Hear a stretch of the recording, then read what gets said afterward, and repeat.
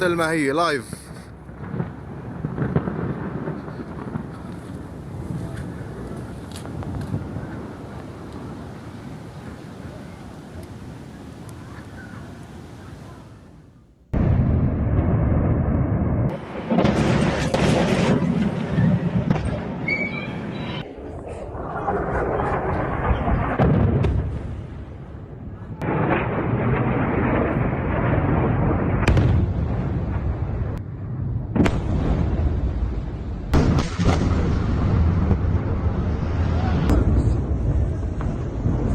First off, you have the pager attacks, then you had the radios, now you have this.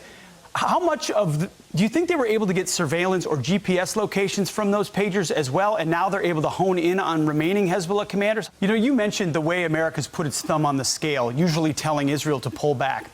Why is it that this administration, Harris, Biden, seems so hell-bent on accelerating the war in, say, Ukraine, in expanding it, widening it, giving more capabilities to the Ukrainians to launch into Russia, but time and time again pulling Israel back and saying we need to de-escalate their existential fight against Hamas and Hezbollah? Why the difference?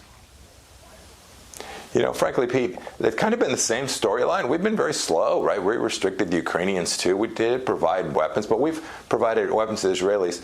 What this administration gets wrong, I think, in both cases, is it doesn't understand that there is evil in the world, and the only thing that they understand is power and brute force. These guys think, right, you can sit down with Ayatollah. They've been negotiating with them for 3.5 years, giving the Iranians billions of dollars, and then you end up with what we saw now almost a year ago on October 7th. Americans held hostage by the Iranians in Gaza, dead Americans, 1,200 dead Israelis, and the Red Sea now almost impassable.